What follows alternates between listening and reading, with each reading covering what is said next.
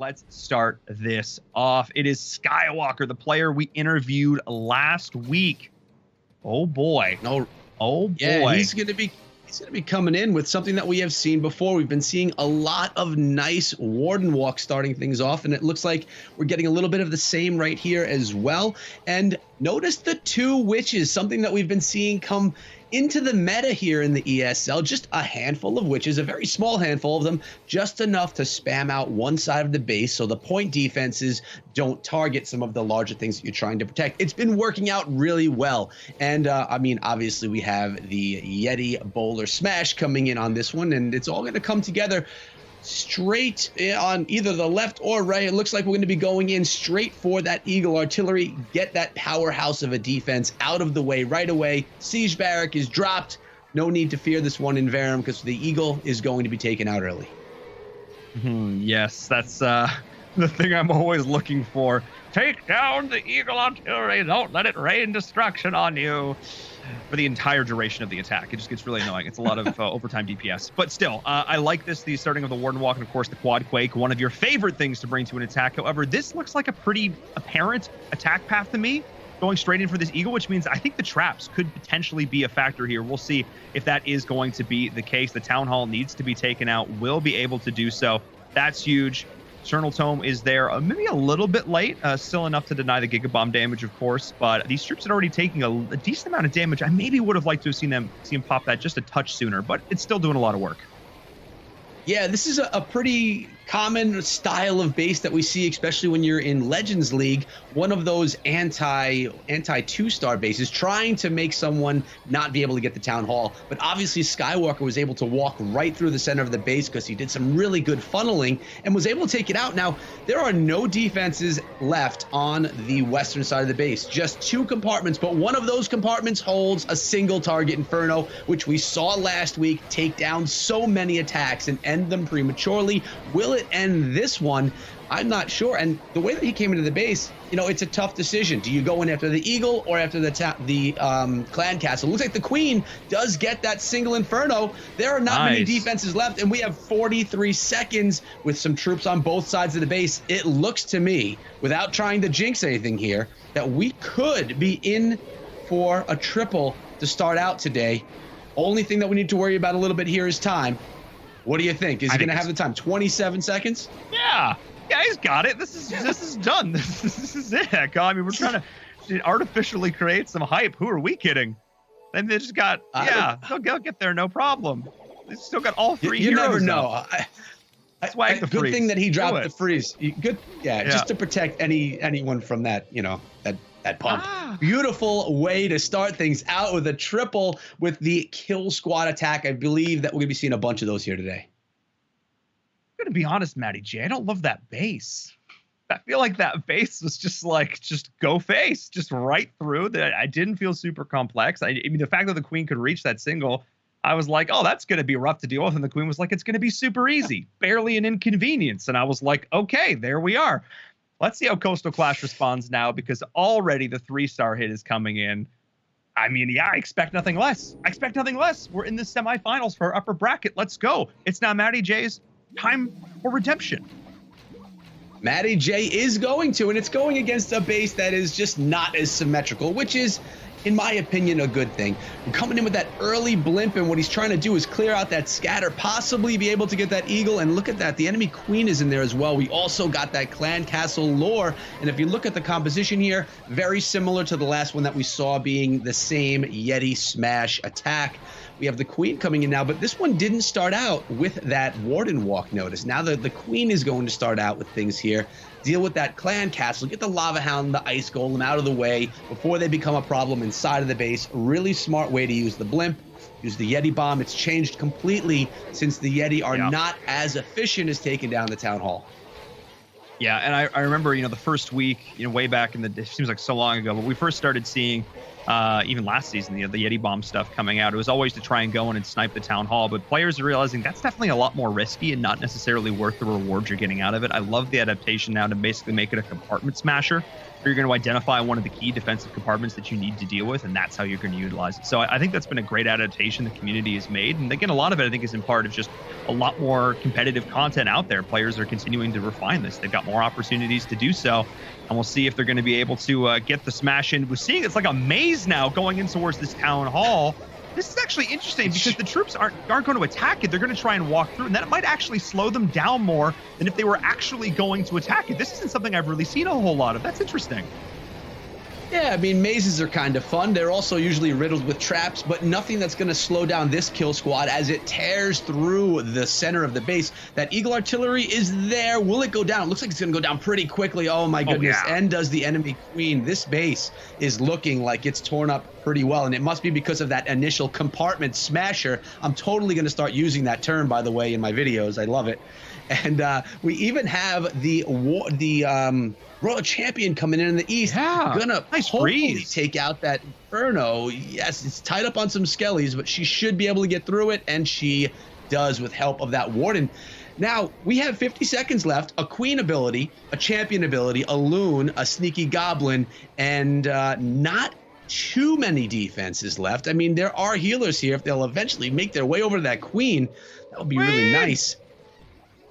Around 30 seconds, I'd like to see the Queen's ability be used just to speed up this attack, because it looks like with the Queen ability, we could, or Maddie J could, pull in a triple. Remember, that Champion's ability was used. Yeah, there we go. And 20 seconds, a little bit more base than we had to get through on that last one, but it looks like we're going to be having Maddie J from Koastal Clash answering with a triple of his own with only 1% of that base left. That was a beautiful hit. Solid. Can't really complain about that. It was executed to perfection. Yeah, I have nothing really to say about that. Those are two attacks that were just, here's my whole army. I'm going to throw it at your face. I'm going to Grand Warden ability, and here we go. And a little adaptation, though, because oftentimes we're seeing these skeleton traps around these single target Infernos, saving a freeze for that so that your RC, when she comes in on the flank, you give her that extra time to deal with that so you don't get burned down by that single target. Little things like that just make me happy, because those are the things that trip up new players, and that these pros are just used to seeing over and over and over again. Let's get into our next attack. Let's see how War Agency responds. Let's see if the Omega crew can continue this path of 100% dominance. Let's see. With this really difficult southern part of the base, there's Expos, a clan castle, single target Infernos, 3 of them. We have enemy heroes, and coming in with early bats, it's a drag bat attack, or drag loon bat. There's quite a few balloons as well, but the bats are coming in really early, and this is something we saw happen last week too, which is definitely a little bit different than we typically see. But I think what Agent saw right here was there was no splash damage down here on the bottom of the base except for those wizard towers. So he was able to clear out everything down below, 13% of the base, but all defenses. And, you know, he made it a little bit easier for himself. I would assume dragons are going to be coming in from the southern portion now, since that's where all the defenses were cleared out from. I think he wanted more, though. I think he missed the freeze in the wizard tower, and they just like one shot. As much as I get it, I think, like, I blinked, and I'm honestly, like, if I blink and I miss like a good portion of your army dying, that's probably not a good sign. And I want to believe that 14% was the percentage he wanted to get, but I also am pretty sure that he just whiffed the freeze. I'm not 100% sure, but if it's one of those blink and you miss it scenarios, I'm probably not wrong. The rest of the attack is going in now. The balloons that you're talking about, the dragons are here as well, but the sweeper is going to be so frustrating to deal with. In this town hall, it needs to go down, Echo. Yeah, the dragons need to wake it up, but haven't you learned you cannot blink during bat attacks? I mean, they always go down. They either crush a base or they go down the blink of an eye, specifically. And now we do have the balloons coming through. They are dealing with that sweeper, and the Grand Warden's Turtle Tome ability did a decent job making everything kind of protected, but there is a lot of base left. There's an Eagle Artillery. The Champion's coming in now from the eastern side to kind of try to keep these things in line, but there's only 2 dragons left down south, the Queen and the Champion. There is not a lot left here. Notice the Queen was dropped in last, one of the last troops to be dropped into this base. only 2 dragons left. We are not looking at a 3-star here, especially since that RC just goes down to the Inferno. But, you know, at least Agent was able to pull in the 2-star, and now he's just trying to get as much percentage as he can. He knows at this point that the attack didn't go as planned. Maybe it was that whiffed freeze spell that you mentioned earlier when you were blinking. But how much percentage can he bring in? Can he get himself up to the 80%? It does not look like it. I think not. I think that's going to be all she wrote on that one. Huh. Also, the Grand Warden kind of came in a little late. I think. That life aura goes a long way, especially with these balloons that don't have a whole lot of life to start with. I think that was one of those instances where one little slip up early, it's that panic mode. You go, oh no, and you, and then the heart starts to pound, and you start the broadcast on mute, and everything goes so well from there. But you know, we've all been there. We've all been there. Let's see if Koastal Klash, though, can sort of strike while the iron is hot. If they can get a little bit of retaliation here, that's the opening they needed. 73%. That's going to bring that percentage down quite a bit. So we'll see. Yeah, I mean, a 3-star here would be great, or a high percentage 2-star would give them quite the advantage, and they're coming in with the hybrid. Probably one of the strongest strategies right now. We've been seeing quite a bit of it, but I'm happy to say it hasn't been all hybrid. We're getting some variety here, which is always nice. And we have the Queen coming in from down south. We have that super wall breaker, my favorite super troop. I love that thing. And the Queen's going to be able to get right inside the base and easily set the pathing for the Hogs and for the miners later on the attack. Now, the clan castle's a little bit deeper in there. Let's see how deep this Queen actually goes. And she does have to deal with that King wearing my favorite King skin in the game, which is that P.E.K.K.A. King skin. It's pretty cool. And the sound animation, the sound assets as well are really nice. But this is a really solid opening here. One Rage is going to get a lot of value. Probably going to have to drop one more. And the thing I always want to point out, the thing that I always find very interesting about this is what the scatter shot hits is how the splash damage works is dependent on whether it is air or ground that is actually being targeted. So those healers, while they're keeping the Queen alive for now, they're actually not going to take damage if she gets hit with the scatter shot blast, which is cool. They're not going to take that splash damage behind her, which means that, you know, Queen charges are a great way to take down this particular defensive structure. That being said, I think that this Queen charge, ooh, yeah, it's going to be at an end. Okay. And those healers. Down, but healers, no. I know. The healers are going to be lost there, but the Queen charge did take down the enemy Queen. It could have been worse. It took down the scatter, and it took down the clan castle. How much power do these Hogs and Miners and the Royal Champion and Warden have pushing through this center of the base? They're about to get themselves through the town hall, healing themselves along the way. Hogs coming out of the clan castle as well to help support the back end of this raid. Just about hitting the 50% mark right there. Only one more heal spell, which is dropped beautifully right where the scatter and the bomb tower are going to be. But that scatter shot, I've seen it really wreck some Hog Riders, even under heal. They have to get on top of that thing quickly if they want to build a percentage up against War Agency on this one. Oh, the Warden's helping as well, and they do finally take down that scatter. Champion's ability still in hand. All right, that was actually pretty big. That is going to go down. The Seeking Shield, the lifesteal coming in from that, utilized fairly well, but I think this attack it doesn't have a whole lot left in the tank. You've got a couple of miners going to be continuing on the outside. They're going to accrue, I think, maybe 10% more max, depending on how much damage they take from these defenses. It might not even be that much. 70, 75%, I think, is about the most we could hope for with this attack here. Yeah, good thing that the Warden stepped down, though. He was able to grab a little bit more percentage here that he wouldn't have been able to grab if he stayed in range of that Expo.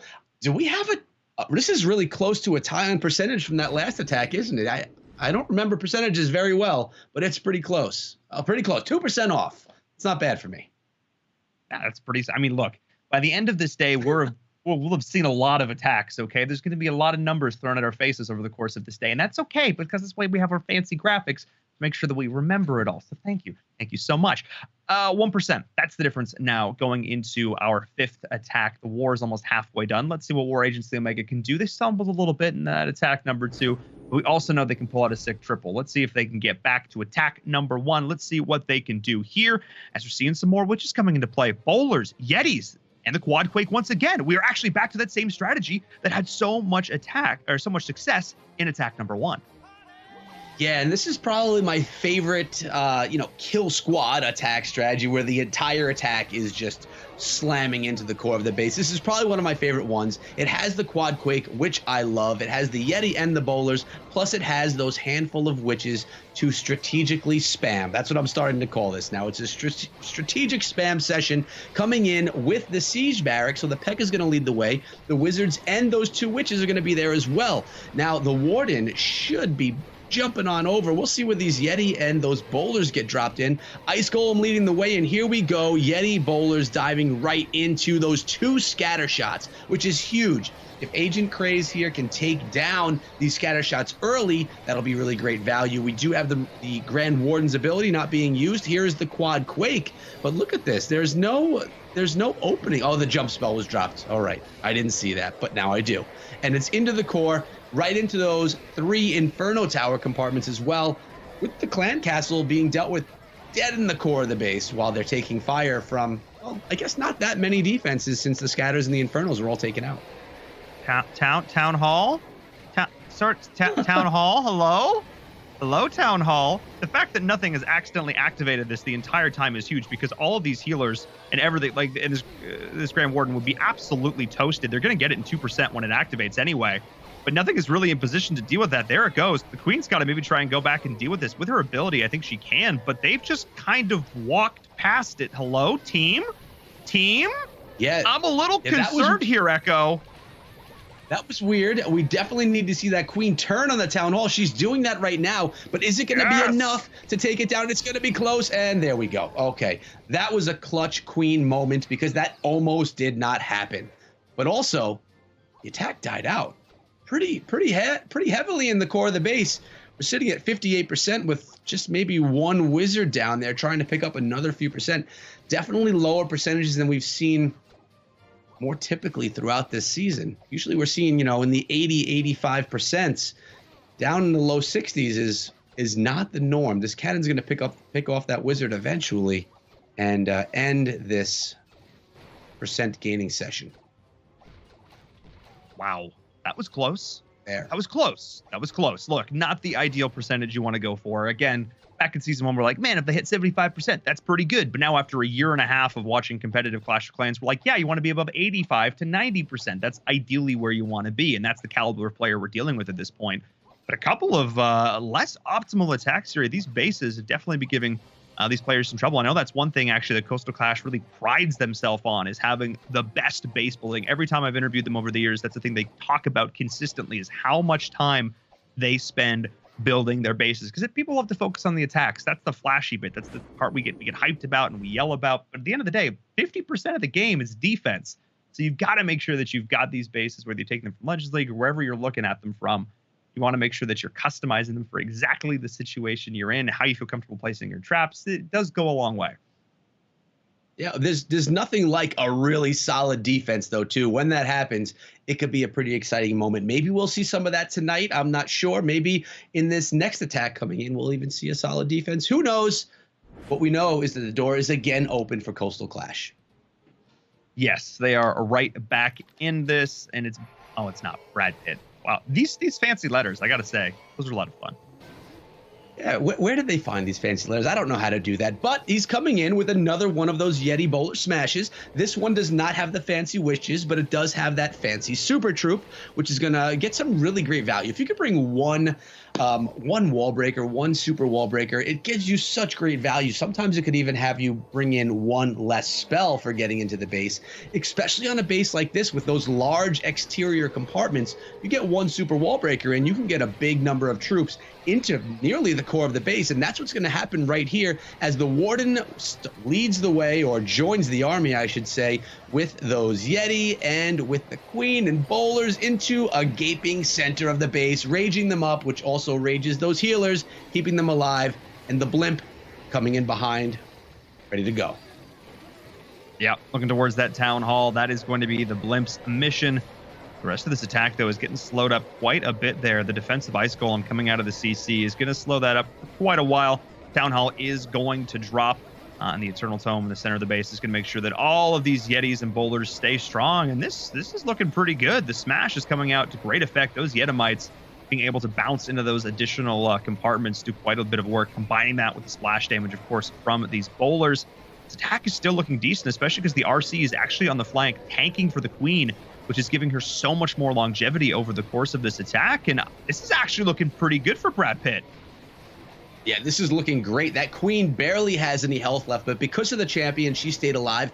And because the Inferno towers were set on multi, this kill squad of troops never died to Infernos. They were able to be healed up completely through it. There is plenty of time left for cleanup on this one. The champion's ability is intact, which can soften up anything right now. We're going to probably see that swag towards the end of the attack. And it looks like Koastal Klash is taking advantage of the opportunity. There's her shield right there. Always looking good when it's against things that are not defenses. We're going to be seeing a 3-star right here, giving Koastal Klash the advantage and doing what they needed to do if they're trying to win this thing. That's exactly what they needed to do, and they did it. Another triple, 2 out of 3, feeling pretty darn good for Koastal Klash right now, really putting the onus on War Agency now to step up. They are down 12 almost % at this point. They're really going to have to rally in the back half of this war. But we have our mid-match meetup now. We're halfway through. Carbon Fin is standing by to give us his thoughts on this one. This has been a very up and down war, Carbon Fin. This one's kind of been a little bit all over the place. We've seen hundreds and then attacks barely getting 2 stars. Yeah, we have. And then Koastal Klash coming in with that next triple right there, giving them the advantage. I was surprised to see all multi-target Infernos being run in the meta. You tend to see all singles because the additional of the Royal Champion. Because if you get Yetis in the core with the healers, those multis will do nothing. You can kind of shred through the base. So I'll have to see what type of Inferno tower is going to be run next. Yeah, it's a really good point. We used to see multis sort of be the staple, sort of be the norm, but with the addition of Town Hall 13 now, really wanting to focus on taking down these beefier, stronger units with those, and you support them with traps, of course. Thank you so much, Carbon. That's really something we're going to keep an eye out for as we get into these next attacks. We'll check out with you at the end of the match for our Xperia highlights. But Echo, let's get back into it. Let's get back to the action and see who is going to be up next. It is Brian. Brian from War Agency Omega. It is Brian from War Agency, and he's coming in with another one of the hybrid. There's a P.E.K.K.A. in the composition as well. Now, he needs to come back strong here. And if you notice, all single target Infernos in this base, plus it's not a symmetrical base, and that Town Hall, it's got that nice island around it. Not saying the troops can't reach it, but it definitely persuades them to not, or persuades them. It keeps them from going towards the Town Hall, having that gap in there. And the Queen charge needs to get value. What I like seeing is how the attacker Brian is taking advantage of that opening in the base, but that single target Inferno is right there, has to get frozen. Now the Queen is going to have to consistently deal with that unless if the hybrid comes in. She's got an Ice Golem, a Lava Hound, and an Inferno Tower on her that is set to single. Going to be wasting a bunch of freezes here, but here come the miners to help save the Queen, get out of this tight situation. Will they be able to help? I think that's actually a bit of a misplay. He used the Queen ability despite the fact that the other troops were already tanking for her. I'm not actually sure if she 100% needed to with the healers there. Maybe that's not the case. Maybe it was going to be okay, but now with the scatter shot, she's not going to have the ability. I actually don't know if that was the play there, Echo. Oh boy, the rest of this army is still pushing right through the center of the base, so this is massive. They need to take down the Eagle Artillery. The double scatter shot as well on the left side is going to do so much damage. All of these defenses stacked up, finally starting to go down. But the core of this base, well, it may be, taken down a little bit. There's still plenty of defenses left. Yeah, there are. I like the healer transfer onto the champion, but it just wasn't enough. The champion had to deal with the scatter shot. Her ability was used 46% right now. We do have a wizard on the outside, an archer, so it looks like they should be able to pick up the 2. But this is going to be, that king just took out the wizard, but the archer. No, it was another wizard. It was another wizard in the west. Saved it. It was very, very close to a 1-star, which is one of those defenses we were just talking about, actually. But Brian was actually able to pull in the 2, but much lower percentage than he was looking for. Again, the door is wide open for Koastal Klash to take advantage of this low percentage hit. Wow, you've heard of the Wicked Witch of the West. That was the Wicked Wizard stomping that last structure, able to get barely the 50% out for War Agency. Yikes, that was way too close for comfort. And if I'm Koastal Klash, I'm looking at how this war is going. I'm thinking, okay, we can do that. We just have to not mess up. We just have to keep playing like we're doing. We just have to not mess up. We are so far ahead in terms of percentage. We've got the stars. Let's keep going. Let's see what we can do. Let's see what they're going to do in this next attack. War Agency Omega, they've looked so good. They've looked so good over the course of this tournament, but they are tripping hard. I don't know what is wrong. Like, what is something about Coastal Clash's bases is just not allowing them to get comfortable in these attacks. It's either superior base design, an off day, or just not having it today. I'm not really sure. But Jaguar is just going to try and do what you said, not mess up. And with the Town Hall right there being protected by the scatter shots, you need to make sure that you can get your troops and at least secure the 2-star. I mean, really, they're looking for a mid-percentage 2-star to not mess up. Nice job with the freeze spell on the Inferno Tower. The Queen's going to be able to charge in there, take that out before it wears off, and now she's going to deal with a few more defenses and skellies. I like the use of the freeze spells to get that value from the Queen. You don't want her going down early. You don't want to have to prematurely use her ability, but now it's that scatter shot. Can she push through it? Another rage is dropped on her, and notice the baby dragon up top getting that funneling value. How's it looking so far to you? Looking pretty good. Anytime a Queen charge gets this much value, and of course the Super Wall Breakers is continuing to open up the path of the Queen. Now can be able to deal with the CC as well, creating the funnel with that baby dragon up towards the top. Great use of the poison as well to clean up the pups. This is like a textbook hit from Jaguar so far. This is looking really good. Anytime you're looking towards 30+%, your Queen's still alive, you still got your heroes in play, you still got your Queen ability. That is looking real good to me. We're going to see how the rest of this attack goes. It is all about the hybrid. Going to make sure the miners are going in so that they can activate that town hall so the hogs can follow. You've got the RC actually being used in tandem with this, which is a little bit different. Normally we see the Royal Champion used sort of like at a 90-degree angle on the flank to clean up some of these additional structures, but he's doing that with his Queen so he can allow the RC to go in and add the DPS to the center of the base, chaining these heals beautifully. This is looking like a triple to me. Yeah, this is looking amazing. This was a beautiful Queen charge, got massive value. Now you're getting the healer transfer to support the champion, the hogs, the miners. I love that the champion was sent in with the hogs and miners because the champion was then able to take advantage of all the spells being used to keep up those troops as well. Now there is a Tesla farm, a couple of mortars, a single target Inferno up top. So this attack is not over yet, but we do have a lot of miners that are trailing in from the east. Hog Riders are still up. They're going to take out the Inferno Tower, or someone did. It looks like maybe the champion or warden. Champion's down, so it looks like it was the warden. And it's looking really nice right here. But do we have enough? The Hog Riders are trying to get through that final Tesla. The miners, they're so sneaky. It's really hard to see how many are left over when they're underground. But there's a bunch. I did that last there's only week. 24 I did seconds. that last week. Remember, I was like, I don't know if this attack's going to make it. And you're like, Paul, there are miners. And I was like, right. They're sneaky. No, there's so many miners left. This is an easy triple. Jag played that absolutely perfect. We are going to see a third 3-star hit for Coastal Clash. Plenty of time left to get that one done. I say plenty of time. It was kind of close, if I'm being honest. But no, I never doubted him for a second. 3-star hit here.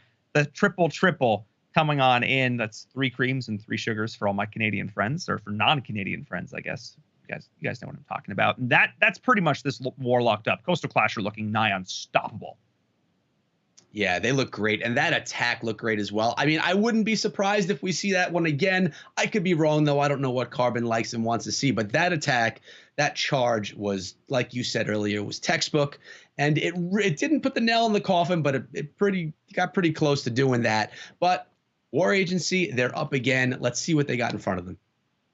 Yeah, this is their last attack here. They don't want to go out sort of without a last hurrah, as it were. Let's see if they can deliver on the triple. Another agent stepping on up, and another ring base here coming in from Coastal Clash. He's been giving them a lot of trouble so far. These anti-2-stars have almost been doing that, almost living up to the name. Warden Walk to start this off. We'll see where the rest of the Yetis and the bowlers come through with this smash once again. It seems like a pretty standard, play coming out here. This, it's just sort of a set it and forget it kind of attack in a lot of ways. As long as your funnel is set correctly, you're usually pretty good.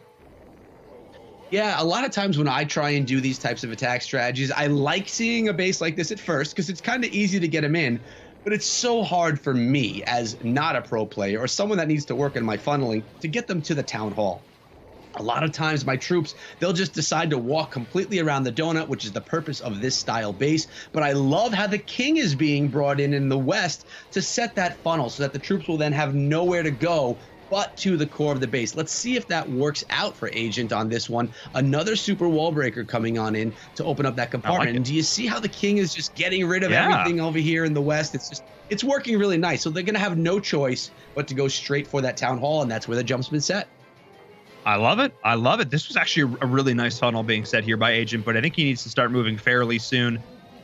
The Warden's going to bring the CC back over. We'll see if that has any problems. Interesting also opting to use the Siege Barracks here to support this with the additional Wizards. I think that might actually have been a choice literally to help deal with this Lava Hound and the Golem that's coming out on the other side with the Baby Dragon as well. The core of the attack, though, the smash is going right down the middle. The Grand Warden's got to catch up to them. He's actually out of range. He's not letting that life orb. There he goes. Is able to bring that back in. And the Town Hall is only now being activated, which is a huge deal because the Giga Inferno wasn't actually being utilized that entire time. And you combine on that the fact that the freeze is layering on top of the Eagle. That's a lot of damage that's actually getting shut down. This attack is getting shut down too, but at least it did what it set out to do, I guess. Yeah, I think he did. And, there's a couple of Yeti, and there was basically a Yeti bomb coming out of that siege barrack. I think that Agent may have been planning to go in with a Yeti bomb on the town hall, but his funnel went so well that he figured he could switch it out for the siege barrack, or else you would typically see something maybe like Hog Riders to do the tail end of the attack. But although he did a great job getting into the core, everything kind of died out now. There's not a ton left, but there is the queen. She's got no more ability. She has maybe 1 or 2 healers on her. She's going to go down really soon, and there she does. But a couple of Yeti. They're going to get a small solo healer support along the outside. Few wizards as well. 22 seconds. I don't know. No, I don't think it's going to go down. There's that double cannon, which is pretty brutal as well. That one healer is probably not going to be able to keep that Yeti up. But the Wizards, it's just time, not enough left. The core of the base did a pretty nice job. Good effort, though. A really nice funnel going into it. I probably learned something myself from that funnel. I'll try that on my next attack as well. The fact that he did it with a Grand Warden, some healers, and a King. That's it. That's all you need. That just goes to show you that's potentially some of the flaws of these ring bases that are stacked up quite so tightly, because you are able to just use those troops, especially on those flanks there where you don't have a lot of those defenses. It worked out really well. 93%, a really solid hit. And unfortunately, it's, didn't really make a huge difference in the end. Not able to find the triple, not able to bring the percentage back. And this is, as my producer's telling me in my ear, a pure swag attack, which I would agree coming out from Koastal Klash. They are already ahead in terms of stars, already ahead in terms of percentage. Let's see what they can do with this final hit here. They just show up. All they need to do is get a star. Actually, they don't even need a star. They win. They fully win. I'm not even sure we've ever seen this happen in the playoffs.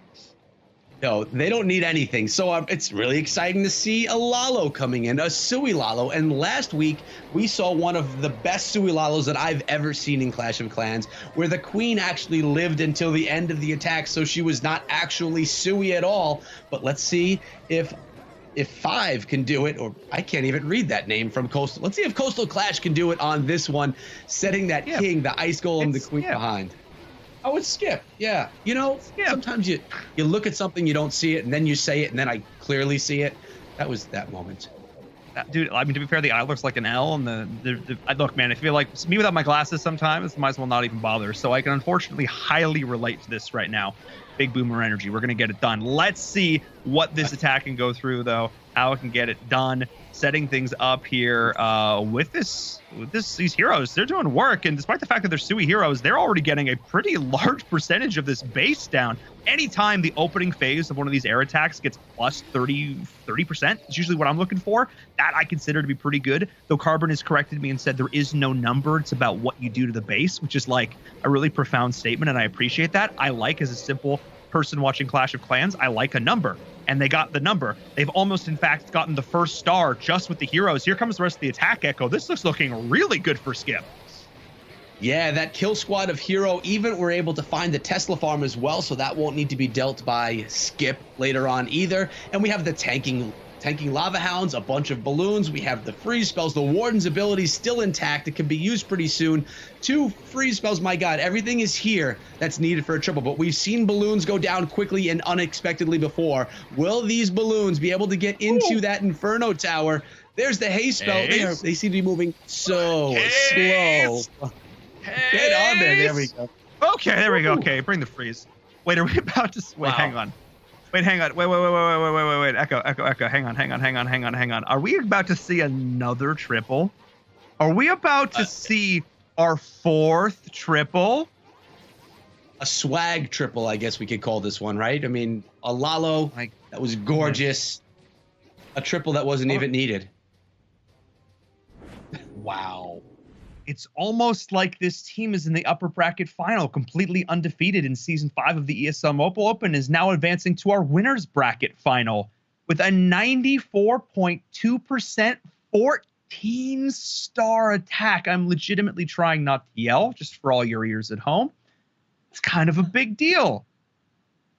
That's a lot of stars. I think there's a reason why they maintained upper bracket until this point in time. That was a gorgeous war. 4 triple, 4 3-stars. That I don't think we've seen that yet, have we?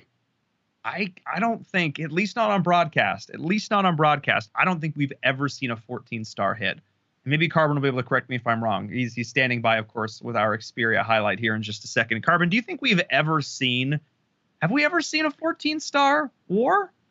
I don't think we've seen it live on broadcast. It doesn't happen too often, but when they do, man, they have some beautiful attacks just like that. And I definitely want to take a look at that last one that was just unbelievable with that Suilalo. Absolutely. I could not agree more. 40-something% gotten just with the sweet portion of the attack. That's nutty. That's so much. Yeah, absolutely, Carbon. Let's take a look back at that one with our Xperia highlight, because I think there's definitely something the fans at home can learn from this. Oh, actually, we're jumping into Jag's attack here, so not the Suilalo. So this is one of the triples before. It's all right. We'll break this one down as well. This is going to be a hybrid attack coming in, and this is, I would say, this and Yeti Smash are the 2 kind of meta attacks in the game at the moment. And the hybrid is a very safe attack where the miners can help go and activate the town hall, and the hogs can help charge in. But let's take a look at what Jag does. He sends the queen straight into the single target inferno and has 2 super wall breakers. The first one to get the queen into this section, and then waiting until this queen at least takes this cannon down, so then he can direct the super wall breaker deeper into the space. So we're gonna have to wait and take a look. There's the cannon. He's waiting for this bottom one to go down, and now if he drops this next super wall breaker and the expo goes down, it should target up top, and let's see where he drops it. There it goes, all the way up to this expo to continue this queen walk all the way straight up. Uses the siege barracks with the king down south to set this funnel to then force the hybrid straight into the middle. And the enemy king, the queen, all down here. You do have to keep your eye on the queen while she's charging up. Got to keep your eye on that king to make sure you pop that king ability early so he gets that value. Wizards come around to help set the funnel. And once it's set down south, you can send the hybrid right in between. And one of the very nice things about sending the hybrid because you also want to have that royal champion going in behind, the hogs and the miners will distract any single target infernos that could potentially lock onto that royal champion. And you really want to save potential phrases unless you need to use it for the queen to get into her charge, which he ended up doing. And a beautiful Warden Internal Tome through the town hall. Had some Yetis, so normally you might see some hog riders inside of the siege barracks, which I think he wanted to make sure that the queen did charge in. So then you could potentially see a blimp Yeti at worst case scenario, and to make sure you get that 2-star. But he saw the queen got so much value that he could just switch it up to sending the siege barracks. Yes, there's Yetis. They're going to move around, help with cleanup on the outside. But Jaguar with a beautiful hybrid attack here. The Royal Champion will go down, does get her ability off for a little bit more damage, takes out Archer Tower and Tesla up top, but just too much hogs and miners left. It's going to be a beautiful 3-star, which they ended up with 14 in this war. Unbelievable.